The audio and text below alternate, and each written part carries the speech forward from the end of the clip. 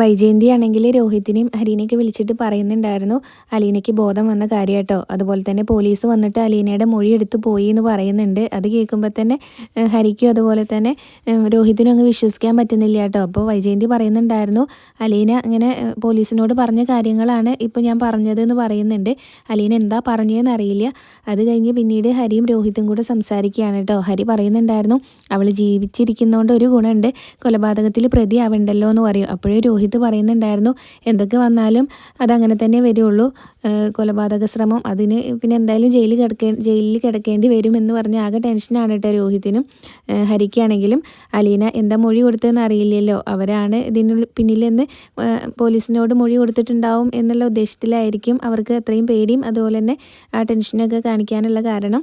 അത് കഴിഞ്ഞ് പിന്നീട് പോലീസുകാർ ഹോസ്പിറ്റലിലേക്ക് വരുന്നുണ്ട്. മനുവിനോടും ബാലേന്ദ്രനോടും സംസാരിക്കുകയാണ്.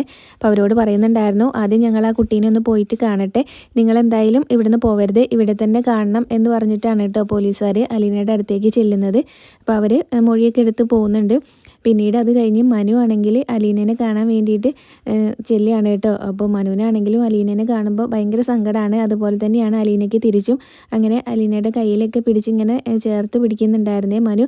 പിന്നെ അലീനയുടെ തലയിൽ ഇങ്ങനെ തലോടൊക്കെ ചെയ്യുന്നുണ്ടായിരുന്നു. രണ്ടുപേർക്കും ഭയങ്കര സങ്കടമാണ് കേട്ടോ പരസ്പരം തമ്മിൽ കാണുമ്പോൾ. പിന്നീട് നമ്മുടെ ബാലചന്ദ്രനെ കാണിക്കുന്നുണ്ടായിരുന്നു. അങ്ങനെ ബാലചന്ദ്രൻ അവസാനം ആ സത്യം തിരിച്ചറിഞ്ഞിട്ടുണ്ട്. വൈജയന്തിയുടെ മകളാണ് അലീന എന്നുള്ള കാര്യം. അതാരാ പറഞ്ഞതെന്നറിയില്ല. ഹോസ്പിറ്റലിൽ വെച്ചിട്ട് തന്നെയാണ് കേട്ടോ ഈ ഒരു സത്യം ബാലചന്ദ്രൻ തിരിച്ചറിഞ്ഞത്. അതറിഞ്ഞ ശേഷം ബാലചന്ദ്രൻ തളർന്ന കസേരയിൽ ഇരിക്കുകയാണ്. അത് കഴിഞ്ഞ് പിന്നീട് വീട്ടിലേക്ക് എത്തുന്ന ബാലേന്ദ്രനെ കാണിക്കുന്നുണ്ട്.